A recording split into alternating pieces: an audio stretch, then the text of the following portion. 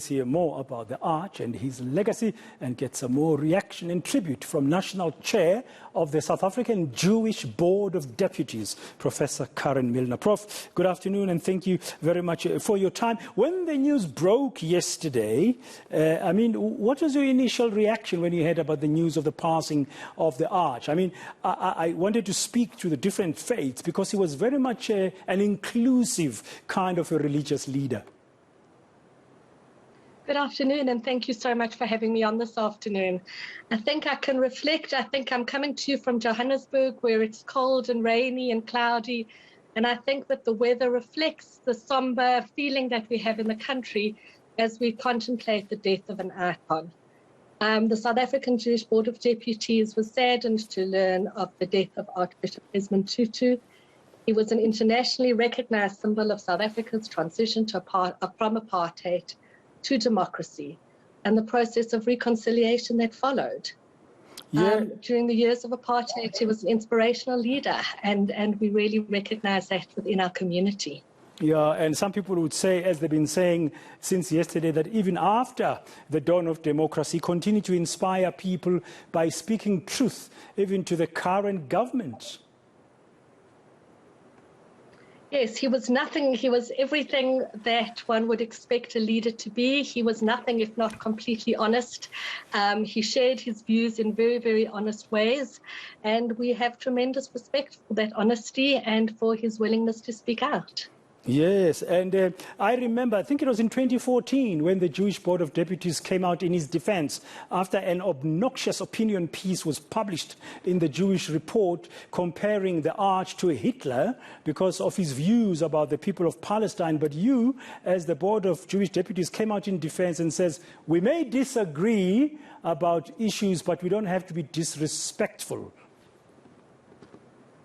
So we certainly disagreed with those particular views, but the Jewish Board of Deputies would never accept or acknowledge any kind of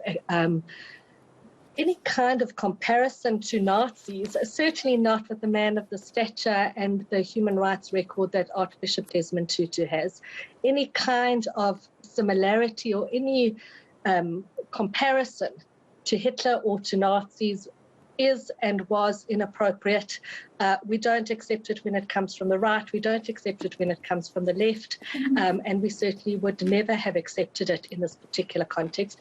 Having said that, though, we did disagree with his views at the time. Yes, and one must reflect that at the time, after you had expressed your dissatisfaction with that opinion, it was taken down from the publication, the Jewish Report. Now, people have been reflecting about the Arch's energy and also there is inclusivity. And each time there were interfaith prayers and you'd have the head of the Jewish community being there praying and stuff, you could just see how he embraced everybody equally and he treated everybody as an equal fellow human being. So I think I'd like to reflect for one moment, which maybe speaks to your comment.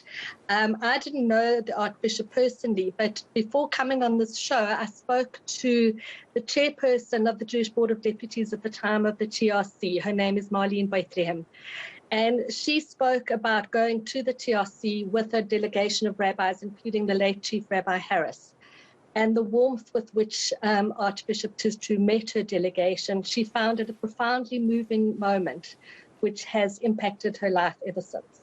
Yeah, that's a kind of a person that people are saying we need to emulate going forward as a society. We may have different religious beliefs, but after all, we are one country. What would you hope that we take forward from Tutu's legacy? I think his legacy was one of speaking of reconciliation, and he was very much a man of peace.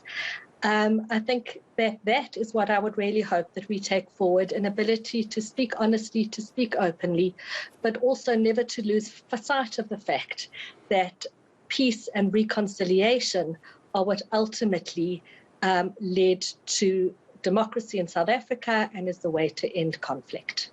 Yeah, I mean, he coined the phrase, the rainbow nation. Some people are critical of it nowadays, but he was looking at the beautiful diversity, I guess, of who we are as a country. Thank you very much for your time. That's Professor Karen Milner. She's a chairperson of the South African Jewish Board of Deputies. They're paying their respects and paying tribute to the late Archbishop Desmond Mpilo Tutu.